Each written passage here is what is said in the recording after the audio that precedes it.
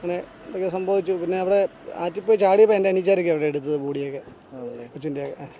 അപ്പം ഈ ബോഡികൾ സാധാരണ ആറ്റിലൊക്കെ എന്ന് പറയാൻ മുങ്ങിപ്പോയി നമ്മൾ മുങ്ങിയെടുക്കാറാണ് പതിവ്. ഇത് പക്ഷേ 3 ബോഡിയും പൊങ്ങി ഒഴിയുന്നു. എടുക്കുമ്പോൾ പിള്ളേർക്ക് ജീവൻ ഉണ്ടായിരുന്നു. നമുക്ക് അതിൻ്റെ ആ വീഡിയോയ്ക്കകത്ത് നമുക്ക് കേൾക്കാം പറയുന്നത്. ആ കൊച്ചിനെ എടുക്കുമ്പോഴത്തേക്കും പറയുന്നുണ്ട് ജീവനുണ്ട് പെട്ടെന്ന് കൊണ്ടുപോകാന്നൊക്കെ പറഞ്ഞ് നമുക്ക് കേൾക്കാം. വേറെ കുടുംബ പ്രശ്നങ്ങളുള്ളതായിട്ടൊന്നും നമുക്ക് അറിയത്തില്ല. വളരെ സജീവമായിട്ട് ഇവിടെ ഇടപെട്ടുകൊണ്ടിരുന്നത് പുള്ളിക്കാറ്റ് പഞ്ചായത്ത് പ്രസിഡന്റും കാര്യങ്ങളൊക്കെ ആയിരുന്നല്ലോ. ഈ കഴിഞ്ഞ ദിവസമാണല്ലോ ഇവർ ശനിയാഴ്ചയാണോ വെള്ളിയാഴ്ചയാണോ നടത്തില്ല ഈ പയ്യൻ്റെ ഹസ്ബൻഡിൻ്റെ ഇളയ കൊച്ചും ഈ മരിച്ച പെൺകൊച്ചും പിള്ളേരുടെ ഇവിടെ തള്ളോരത്ത് വൈകുന്നേരം കാണാൻ വേണ്ടി വന്നിട്ടുണ്ടായിരുന്നു. അപ്പോൾ എന്നോട് സംസാരിച്ചിട്ടൊക്കെ പോകുന്നതാണ്. അപ്പോൾ എൻ്റെ കൊച്ചിനോടൊക്കെ ഈ കൊച്ച് അംഗനവാടിയിലൊക്കെ ഉണ്ടായിരുന്ന മൂത്ത കൊച്ച് 4 വയസ്സുള്ള കൊച്ച്. അപ്പോൾ ഇവിടെ യാതൊരു തരത്തിലുള്ള ഒരു ബുദ്ധിമുട്ടില്ല. ഇപ്പോഴും ഒരു ദുരൂഹതയായിട്ട് അങ്ങനെ സംഭവം നമുക്കറിയത്തില്ല. ദുരൂഹതയായിട്ട് വേറെ അങ്ങനെ ഇതുവരെ ആരും പറഞ്ഞു പോലും കേട്ടില്ല. ഒരു പ്രശ്നമുള്ളതായിട്ട് ആരും പറഞ്ഞ് നമുക്കറിയത്തില്ല. ഈ ഭർത്താവായിട്ടുള്ള ആ വ്യക്തി എങ്ങനെയുണ്ടെന്ന്? ഭർത്താവ് നല്ലൊരു പയ്യനാണ്. ആണല്ലേ? യാതൊരു കുറ്റമൊന്നും ഒന്നുമില്ല. അപ്പോൾ അതായിരിക്കില്ല ചിലപ്പോൾ അല്ലേ? ആയിരിക്കാൻ ചാൻസ് ഇല്ല. കാരണം ഭർത്താവ് കാറ്റാസ് ചെല്ലുമ്പോൾ കണ്ട് ഞെട്ടി പോകുമായിരുന്നു എന്ന് പറഞ്ഞു കേൾക്കുന്നത്. അവിടെ പയ്യൻ രാവിലെ ജോലിക്ക് പോയിരിക്കുകയായിരുന്നു. ആണല്ലേ? അപ്പോൾ ഇപ്പോഴും എന്താണെന്നുള്ളത് നമുക്ക് എന്താണ് ഞങ്ങളും. അപ്പോൾ ഈ ജിമ്മി എന്ന് പറയുന്ന ഹസ്ബൻഡ് കാരിത്താസിലാണ് വർക്ക് ചെയ്യുന്നത്. അവിടെ ഈ ഡെഡ് ബോഡികൾ എത്തുമ്പോൾ അങ്ങേര് ഞെട്ടിപ്പോയി എന്നാണ് പറയുന്നത്. ഞെട്ടാതിരിക്കുമോ അല്ലേ? പക്ഷേ അങ്ങനെ ഞെട്ടണമെങ്കിൽ തന്നെ അത്രമേൽ ആത്മഹത്യ ചെയ്യാനുള്ള പ്രശ്നം അവരുടെ ജീവിതത്തിൽ ഇല്ലായിരിക്കാം. ഇനി അതല്ല എങ്കിൽ ഇനി ഹസ്ബൻഡിനോട് പോലും ഷെയർ ചെയ്യുന്ന സ്വഭാവം ഇല്ലേ എന്നും നമുക്കറിയില്ല. ഇപ്പോൾ ലോകം ആകെ മാറിപ്പോയിട്ടുണ്ട്. വന്ന് ആരോടും ഒന്നും പറയലാത്തൊരവസ്ഥയാണ്.